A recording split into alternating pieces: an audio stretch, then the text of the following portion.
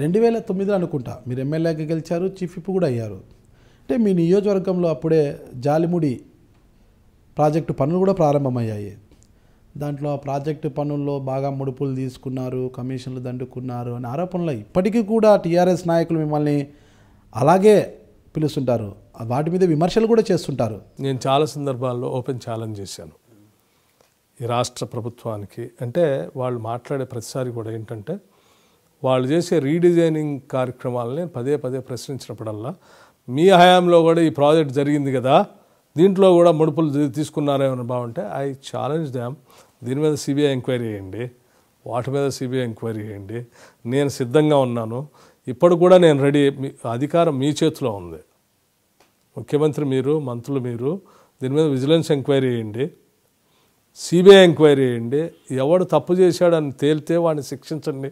మీకు ఆ దమ్ముందా అని నేనే ఛాలెంజ్ చేశాను, చేయండి అని. కానీ ఇంతవరకు వాళ్ళు స్పందించలేదు. ఏ పని చేయాలన్నా విక్రమార్క గారు కమిషన్లు తీసుకుంటారనేసి టీఆర్ఎస్ నాయకులు విమర్శిస్తుంటారు కదా. కానీ నా నియోజకవర్గంలో ప్రజలు ఎవరు ఆ మాట మాట్లాడరు. ప్రజలు మాట్లాడరు. అదే అంటున్నాను నేను, ప్రజలు ఎప్పుడు మాట్లాడరు నా నియోజకవర్గంలో.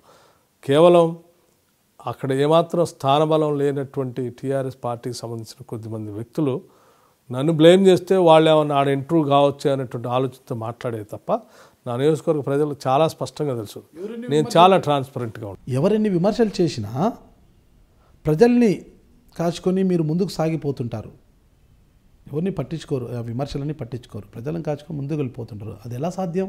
అంటే నేను డెఫినెట్గా నేను పుట్టిందే ఒక గ్రామంలో, నేను రాజకీయాల్లోకి వచ్చిందే కొన్ని ప్రత్యేక కారణాల చేత.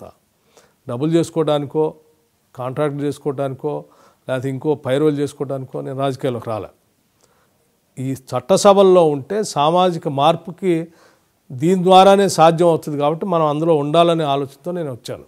సో ఆ మార్పు కోసం నిత్యం నేను ప్రజల్లో ఉండి వాళ్ళ సమస్యలు ఏంటో తెలుసుకుంటాను, ఆ సమస్యల పరిష్కారం కోసం ఎంత దూరం అయినా వెళ్తాను నేను. ఖమ్మం జిల్లాలో హేమాహేమి నాయకులను తట్టుకొని మీ కుటుంబం ఎలా నిలబడుతుంది? అసలు మీ స్థానాన్ని ఎలా పదిలపరుచుకుంటున్నారు? అంటే నాకు క్లారిటీ ఉందండి. ప్రజల అవసరాలే నా అజెండాగా ఉంటుంది. నా అవసరం ప్రజల అజెండాగా ఉండదు, ప్రజల అవసరాలు నా అజెండాగా ఉంటుంది. వాళ్ళ అవసరాలు ఏంటో నిత్యం నేను తెలుసుకుంటూ ఉంటాను. అలా చేసినంతకాలం నేను పాలిటిక్స్లో ఉండాలని కూడా నేను ద మూమెంట్ ఐ రియలైజ్ నేను కొద్దిగైనా ప్రజల నుంచి దూరం అయినా, వాళ్ళ అవసరాలనే నా అజెండాగా లేకుండా మార్పు చెందిన ఇమ్మీడియట్గా నేను పబ్లిక్ లైఫ్ నుంచి తప్పుకోవాలనే డెసిషన్ నేను స్టార్టింగ్లోనే పబ్లిక్ లైఫ్లోకి వచ్చినప్పుడే డెసిషన్ తీసుకొని వచ్చాను. కాబట్టి నేను పబ్లిక్లో ఉంటాను. నేను Mallu Bhatti Vikramarka, Telangana Pradesh Congress committee working president.